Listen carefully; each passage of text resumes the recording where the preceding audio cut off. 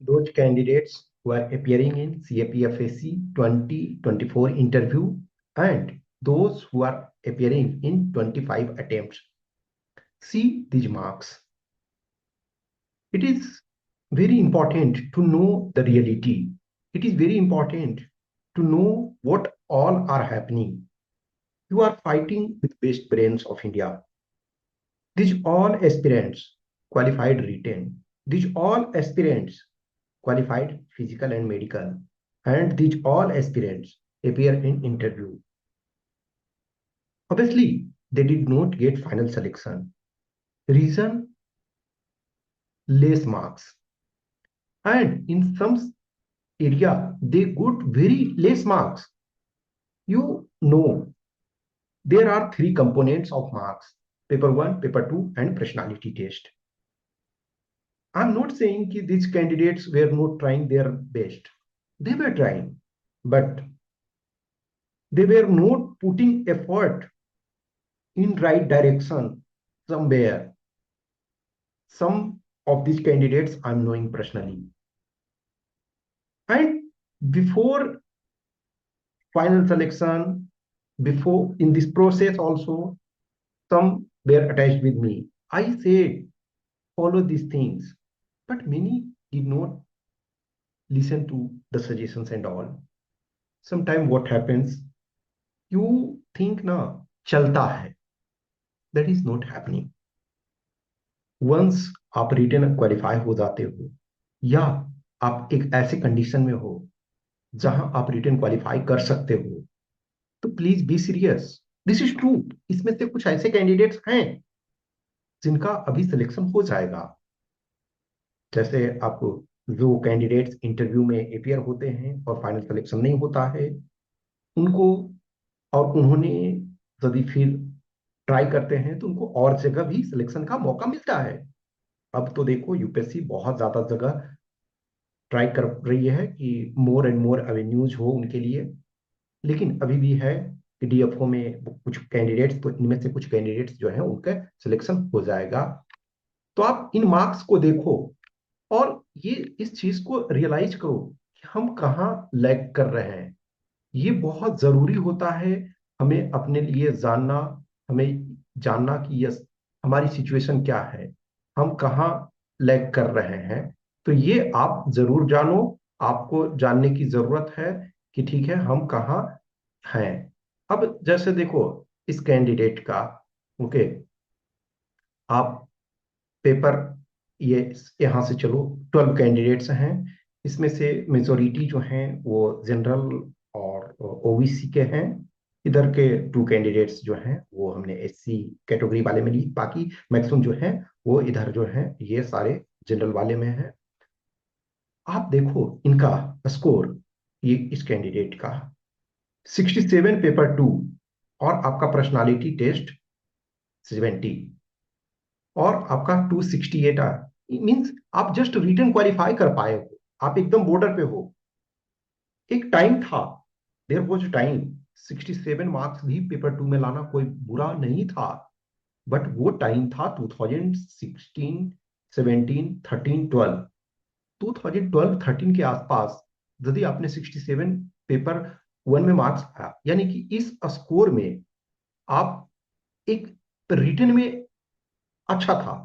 हाँ, यहाँ तब भी आप पॉसिबिलिटी था कि सिलेक्शन नहीं होता, जनरल में आपका सिलेक्शन नहीं होता, लेकिन आप क्लोज में थे. अब देखो दो दो सेक्शन में आपके पैथेटिक आ रहे हैं. अब इससे क्या साबित होता है कि आप एक चीज जनरली ध्यान रखना, exception are everywhere, but generally देखना कि जिनके जो पेपर 2 में मार्क्स अच्छे होते हैं उनके मोर और लेस इंटरव्यू में भी ठीक ठाक मार्क्स आते हैं. मैं ये नहीं कर रहा हूं कि सबका, जनरली मैं ये कहता हूं कि थोड़ा सा, क्योंकि पेपर 2 यदि आप अच्छे तरीके से राइटिंग एनालिसिस जान रहे हो, एनालिटिकल चीजों को देख रहे हो, तो आपका एडवांटेज होता है. तो देखो आप क्या है, कहीं ना कहीं यदि ये क्या, आज के डेट में ये 20 सारे मार्क्स जो है 2023 के हैं. ठीक है, 2023 बैच क्योंकि लेटेस्ट है, हमने इस वजह से लेटेस्ट वाला लेने का कोशिश किया. और हमने आपको ऑलरेडी बताया कि मैक्सिमम इसमें से मार्क्स जो है एक्सेप्ट 2 मार्क्स ये और ये छोड़ करके बाकी जनरल और ओबीसी के हैं. इस वजह से कि जनरल और ओबीसी का कट ऑफ जो है मोर और लेस सेम रहता है. थोड़े से डिफरेंस रहते हैं, रिटर्न वाले पार्ट में बराबर ही आज की डेट में रह रहा है। तो जस्ट सोचो कि आपका दोनों कंपोनेंट पैथेटिक, इसमें एक स्टैंडर्ड, आज के डेट में स्टैंडर्ड पेपर 2 में मैं मानता हूं कि 90 मार्क्स होने चाहिए, और इंटरव्यू में अभी जो 23 वाले बैच को देखो तो स्टैंडर्ड है आपके 100 कम से कम आने चाहिए। तो यदि आप इसमें से 90 करो तो 23 मार्क्स ऐड करते हो, और इसमें आपका 30 मार्क्स ऐड करते हो, तो ऑब्वियसली ये आपका 57 मार्क्स होने के बावजूद इनका सिलेक्शन ना होता, लेकिन एटलीस्ट आप फाइट में होते, आप एक क्लोज फाइट में होते। इसमें भी देखो जितने ये 76 और 75, आपका फिर क्या हुआ 277। इसमें देखो इनका 70 और 80, बहुत खराब।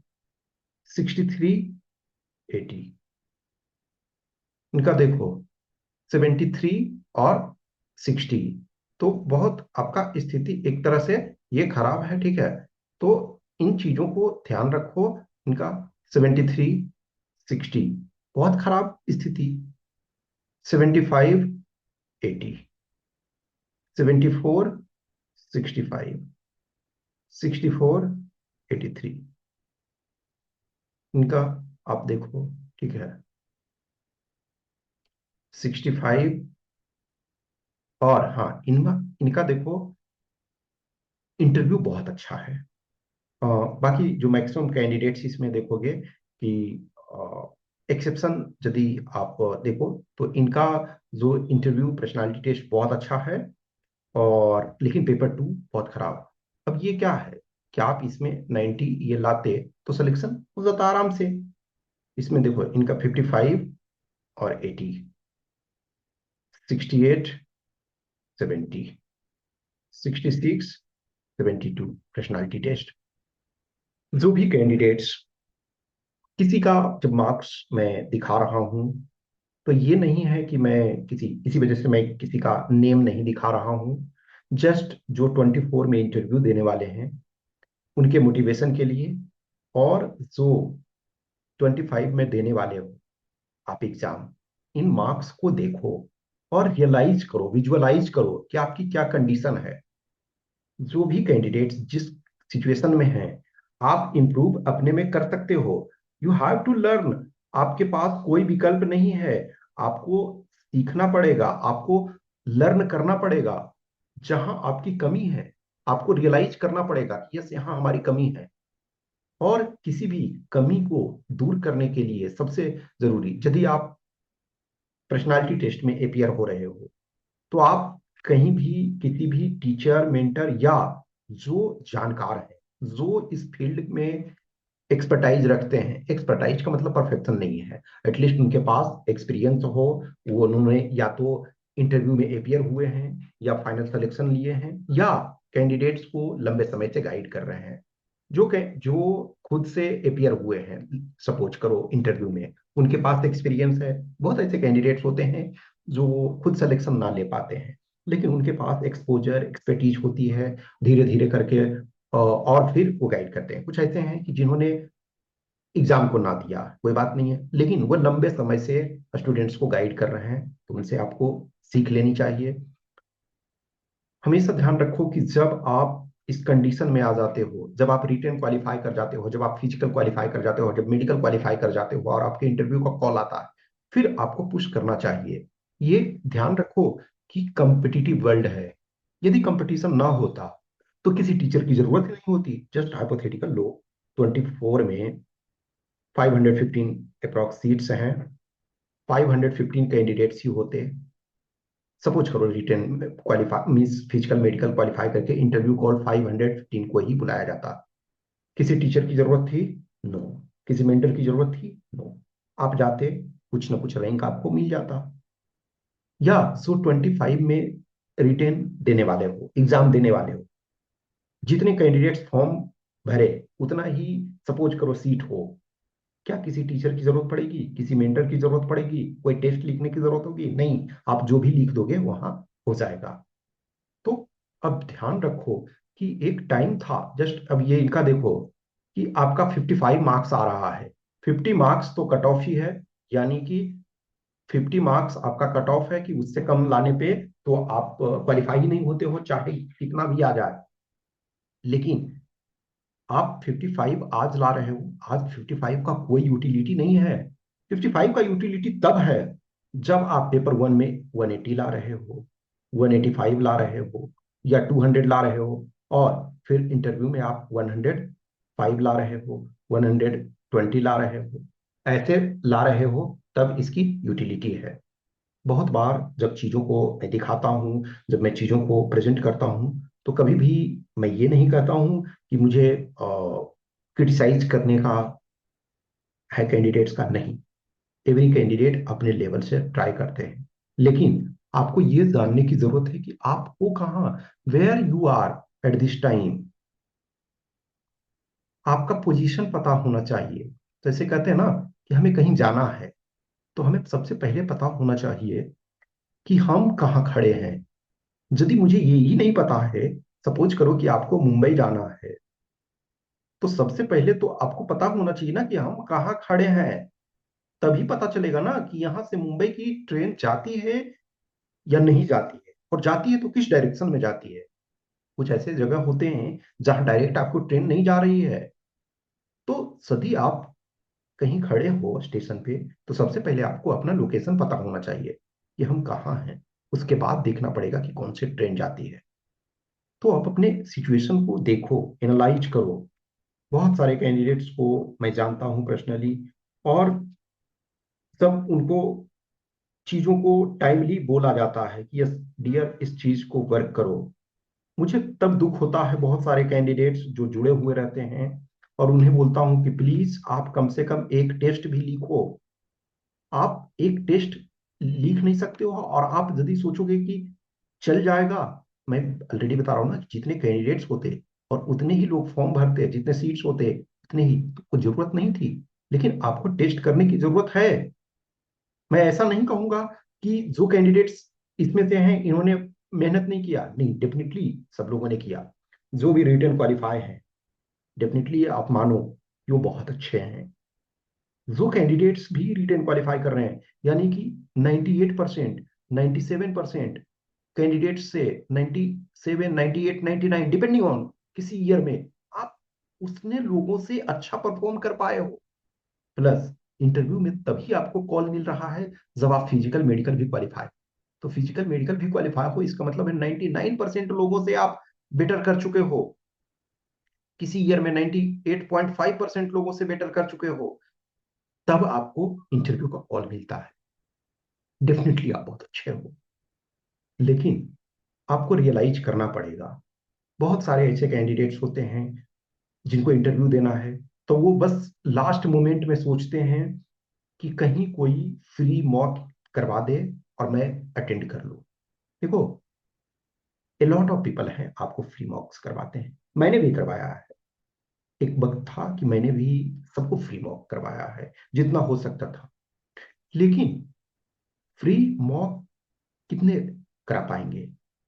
आप एक करवा पाओगे। एक टाइम था कि मैंने, सपोज करो कि दो दो मॉक्स मैंने कैंडिडेट्स को फ्री करवाया उस वक्त में, ठीक है, मेरे पास भी टाइम था, और जो भी है उस समय मैं अपने को एस्टेब्लिश कर रहा था, मैंने भी करवाया। लेकिन हमेशा आप कर सकते हो नहीं। एवरी कैंडिडेट को असेस करने में टाइम लगता है। आपके क्वेश्चंस, क्यूरी, डाउट्स होते हैं। इनफैक्ट जो लोग नहीं भी ज्वाइन करते हो, मैं उनको असेस करता हूँ, असिस्ट करता हूँ जितना हो सकता है, उनको बताने की कोशिश करता हूँ। लेकिन डेडिकेटेड आपको कोई टाइम नहीं देंगे। आप सोचोगे कि मेरा जब इंटरव्यू डेट आ गया और मैं 10 डेज पहले बस सोचूं कि कोई भी फ्री में हमें मॉक करवा दे, आपको कोई एक करवा देंगे, नो डाउट। किसी कोचिंग में जाओगे, उनके पास अवेलेबल स्लॉट है, आपको दे देंगे। लेकिन उनको बस आपके एक मॉक से जरूरत है, आप सेलेक्ट हो गए तो ठीक है, नहीं हुए उनको कोई पर्सनल इंटरेस्ट ज्यादा नहीं है। लेकिन जब आप डेडिकेटेड जुड़ते हो लंबे समय, इंटरव्यू में जून में होना है, यानी कुछ का मई में होगा, कुछ का जून में होगा। लेकिन मैं अभी एक तरह से उन बहुत सारे कैंडिडेट्स को दिसंबर से ही स्टार्ट कर दिया हूँ गाइड करने के लिए। कुछ जनवरी में ज्वाइन कर रहे हैं, कुछ फरवरी में, जैसा भी कुछ ऐसे होंगे। आई नो कि जब शेड्यूल आ जाएगा तब करेंगे। तो आप सोचो कि आप अपनी पर्सनालिटी के संबंध में, आपके पास एक्सपर्टाइज नहीं है, आपके पास एक्सपीरियंस नहीं है, और आप सोचोगे कि 10 दिन में 15 दिन में कर लेंगे, नहीं, उसमें आपको टाइम लगेगा। किसी भी चीज के लिए बेस्ट होने के लिए टाइम देना पड़ता है। ओलंपिक नेक्स्ट 28 में होगा, और प्रिपरेशन लोग अभी से कर चुके हैं। और वो लोग जिन्होंने या तो मेडल जीत चुका है या एकदम क्लोज थे उनको, और जो स्टार्ट करने वाले हैं वो तो 8 साल 10 साल पहले से स्टार्ट करते हैं, जिनको फर्स्ट टाइम एपियर होना होता है। That that requires that much effort requires. तो अपने आप को देखो, जो भी 25 में एपियर होने वाले हो, अभी आपके पास टाइम है। आप टेस्ट वगैरह लिखो जहां से भी होता है। और देखो, जैसे पेपर वन का जो है, आप सेल्फ असेस कर सकते हो। पेपर वन एक ऐसा चीज है कि आप स्टैंडर्ड कहीं से भी देखो चीजों को, और आप खुद कर सकते हो कि हाँ हमें इतने मार्क्स आ रहे हैं। लेकिन पेपर टू के लिए आपको चाहिए कि किसी भी अच्छे मेंटर या टीचर के पास आपको जुड़ना चाहिए। आप यदि सीरियस हो तो, यदि इस कंडीशन में हो कि ठीक है होगा तब भी ठीक है, नहीं होगा तब भी ठीक है, तो कोई दिक्कत नहीं है। कहते हैं ना कि जिन्हें ये पता ना हो कि हमें जाना कहाँ है, तो कोई भी रास्ता उनके लिए सही है। जिनको ये पता है कि हमें इस पार्टिकुलर जगह जाना है, तब उनको अप्रोप्रिएट रास्ते चुनने पड़ेंगे, शॉर्टेस्ट रास्ते चुनने पड़ेंगे। जो रास्ता स्मूथ है वो चुनना पड़ेगा, जिस रास्ते में ट्रैफिक कम है उसको चुनना पड़ेगा। लेकिन जिसको पता ही नहीं है कि कहाँ जाना है, तो कोई भी रास्ते चलेगा। जैसे फॉर एग्जाम्पल लो, आप मॉर्निंग वॉक करने के लिए जाते हो, तो आपका ये लक्ष्य नहीं होता है कि हमें वहां पहुंचना है। आपका टारगेट होता है कि ठीक है 2 किलोमीटर 3 किलोमीटर 4 किलोमीटर हमको वॉक कर लेना है मॉर्निंग में। तो आप किसी भी डायरेक्शन में चले जाओ। हाँ, नियरेस्ट में आपका पार्क है, जहां आपको नॉइज कम है, जहां आपको कोई डिस्टरबेंस एक्स्ट्रा नहीं है, तो आप जाओ। या आपके कोई फ्रेंड है वहां आपको मिलते हैं, तो वहां आप जाओ। लेकिन यदि नॉर्मल टारगेट है कि सिर्फ हमको 3 किलोमीटर 4 किलोमीटर वॉक करना है, तो कोई भी डायरेक्शन में आप कर सकते हो, वो स्पेसिफिक नहीं है। लेकिन यदि आपको ऑफिस जाना है, तो आप रॉन्ग डायरेक्शन में नहीं जाओगे। तो इन चीजों को ध्यान रखो। मैं जान रहा हूँ कि मैं जो कुछ कहता हूँ, बहुत सारे कैंडिडेट्स हैं फॉलो करते हैं, बहुत सारे नहीं करते हैं। सबकी अपनी अपनी चॉइस होती है। लेकिन इस जर्नी में होने के नाते, एज ए टीचर होने के नाते, एज ए मेंटर होने के नाते, मैं कोशिश करता रहता हूँ कि जो कुछ हो सकता है वो मैं करने की कोशिश करूँ। और अदरवाइज मेरे करने या न करने से कोई फर्क नहीं पड़ता है। ऐसा नहीं है कि मैं आपको ना बताऊं तो आपको कहीं से जानने को नहीं मिलेगा, डेफिनेटली मिलेगा। सो मेनी पीपल हैं। किसी भी चीज में हम एक मात्र नहीं होते हैं। हमारे होने या न होने से बहुत ज्यादा फर्क नहीं पड़ता है। यदि हम नहीं तो कोई और सही। कुछ लोग हमसे जुड़े हुए हैं, बहुत सारे हैं हमसे नहीं जुड़े हुए हैं। तो हर पर्सन के पास ऑप्शंस है, अपॉर्चुनिटी है। लेकिन आपको अपने एंगल से सोचना है। यदि आप 24 में अपियर हो रहे हो इंटरव्यू में, तभी आपको सोचना है कि अभी हमारे पास 150 मार्क्स के पड़े हुए हैं कंपोनेंट, उसमें हम काफी चेंज कर सकते हैं। और जिनको 25 में अटेम्प्ट देना है, तो आपके पास पूरे 600 मार्क्स पड़े हुए हैं। अभी आपका टारगेट 450 मार्क्स है, और उसमें मैक्सिमाइज करने की कोशिश करो। UPSC every time surprises present करते हैं। आपको उनको लेकर के चलना है, आपको समझ करके चलना है। यूपीएससी इज नॉट लाइक बस गए आप क्वालिफाई करके, नहीं। It requires consistent effort. और जो कहते हैं कि हम एकदम आसान से क्वालिफाई कर गए हैं, तो उन्होंने पहले दूसरे एग्जाम के लिए मेहनत कर रखा है, सिविल सर्विसेज के लिए मेहनत कर रखा है, स्टेट पीसीएस के लिए मेहनत कर रखा है। मेजोरिटी ऑफ चीजें जो होती है कॉमन होती है। यदि आप स्टेट पीसीएस का भी प्रिपरेशन करोगे, तो भारत में, इंडिया में 28 स्टेट्स ही होंगे। यदि पानीपत का सेकेंड बैटल 1556 में हुआ है, तो स्टेट पीसीएस का भी तैयारी करोगे तो वही रहेगा। और आप यूपीएससी का भी करोगे, असिस्टेंट कमांडेंट का भी, तो वही रहेगा।